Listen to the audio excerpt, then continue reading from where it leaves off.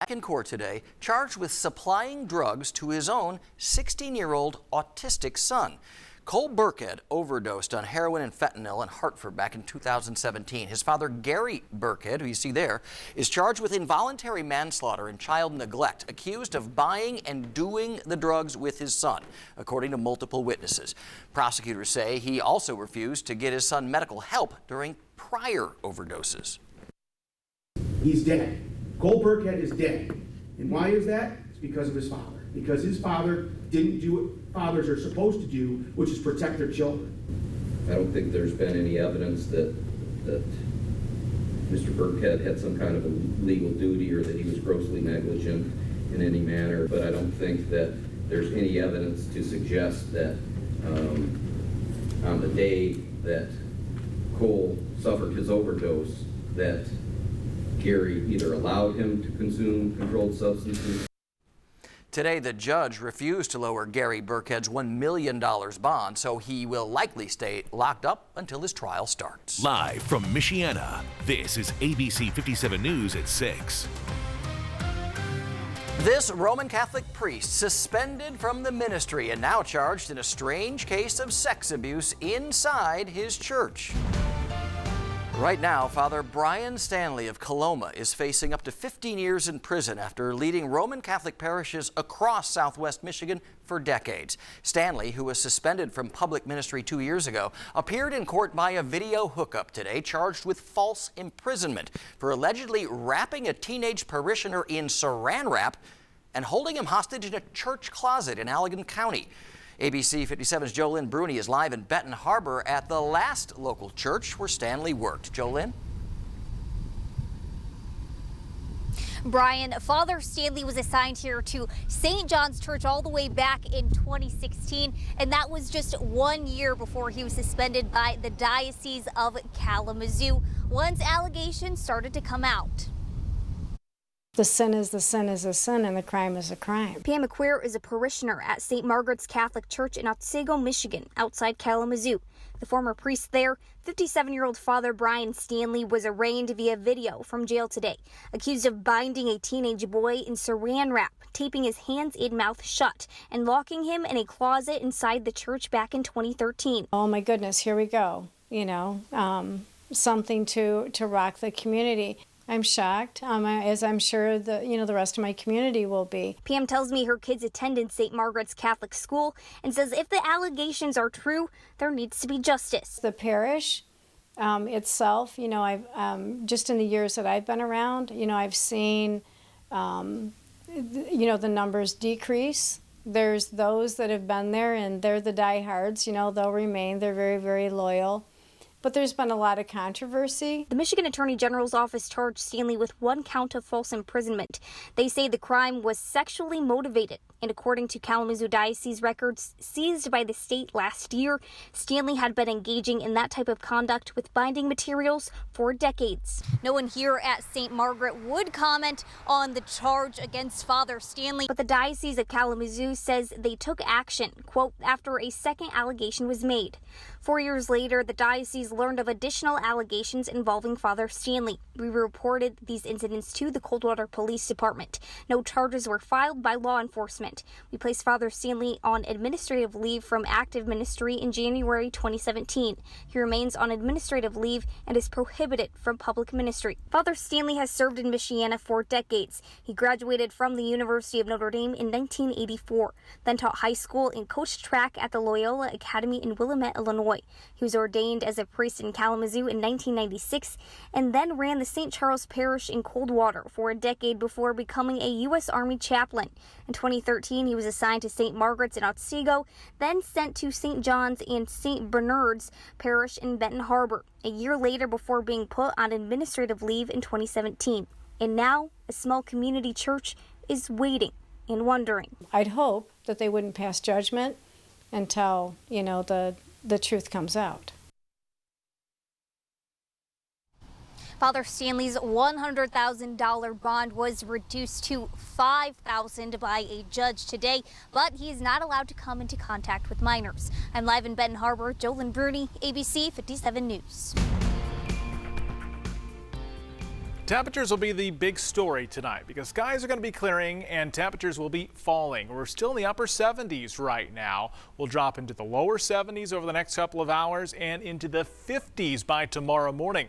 Mid to lower 50s when you wake up tomorrow. Skies will be clear. It's going to be very refreshing across Michiana, which is why you don't need AC tonight. Tomorrow's highs on the mild side. We're talking mid to lower 70s across the area. Close to Lake Michigan, right up against the lake.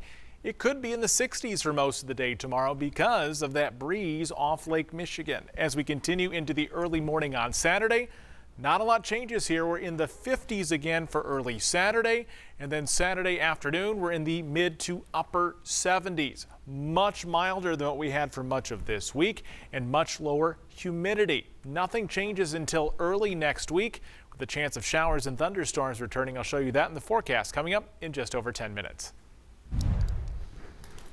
Well, the search is on for whoever shot a South Bend 18-year-old in the back and chest right between two parks often visited by children. It happened last night.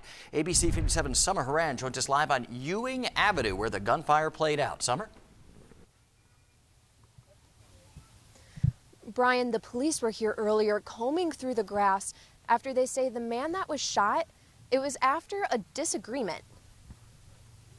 Deshaun Adams arrived at the hospital around 8 p.m. last night with gunshot wounds to the torso. While the wounds are reported to police to be not life-threatening, neighbors in the area were concerned that this happened while it was still light out. Calvin Hunt, who lives nearby, was saddened to hear about such a young guy getting mixed up in this type of violence. However, he thinks kids are confused on where good guidance and help can come from. It's not just YMCAs and Boys and Girls Clubs. It's people that's actually walking around this world on these streets that have a good heart, that have a good mind frame, that want to see good for the young and the old. You just got to find another way. The investigation is still being looked into by the South Bend Police Investigative Bureau. However, if you have any information that could help, please call the South Bend Police Department. Reporting in South Bend, Summer Haran, ABC 57 News. Caught on camera in Elkhart tonight, a man wanted for questioning in a case of stolen debit and credit cards. Take a look at these surveillance pictures. They were snapped at one of several locations where those stolen cards were used after the wallet they were in was reported ripped off. Anybody with information on who this guy is asked to contact Elkhart police.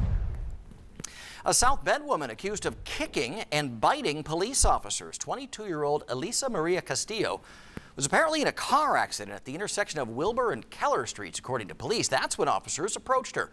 Police say she was cooperative at first, but then became violent and was even able to slip out of her handcuffs and bite one officer. They restrained her again and put her into a squad car when another officer was kicked in the chest. She was taken to the hospital and had to be strapped to a bed and then was eventually taken to jail. And a similar case in South Bend only 2 days later, another woman accused of biting an officer hard enough to draw blood. It started at the Brothers Bar and Grill on North Eddy Street. This woman was apparently asked to leave Brothers multiple times. Her name is Tiara Thomas.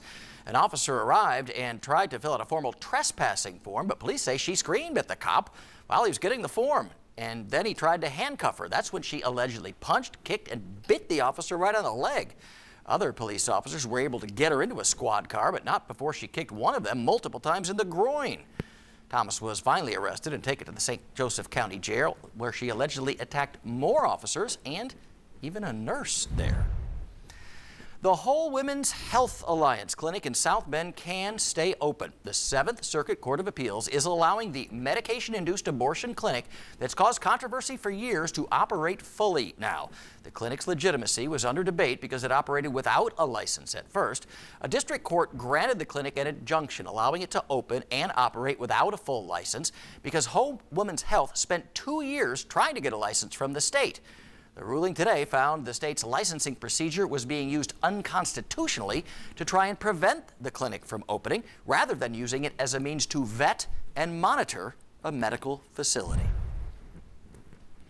Well, the third annual Elkhart Hall of Heroes Comic-Con is right around the corner, and we're giving away free VIP tickets. The convention starts next Saturday, September 7th, and has everything for fans of comics and superheroes across Michiana. There are special guest celebrities, artists, and plenty of cosplayers. Ooh, I just saw one right there.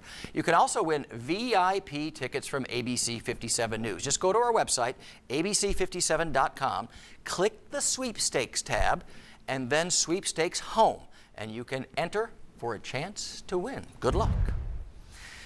Coming up on ABC 57, new details in the disturbing death of a Detroit girl killed by some vicious dogs. What the dog's owner is now facing. And I went up to Lake Michigan today to investigate a report from earlier this week of an algae bloom. I'll show you what I saw coming up next. Pretty clear skies across the region tonight. No worries as we cool off. Refreshing in the forecast next.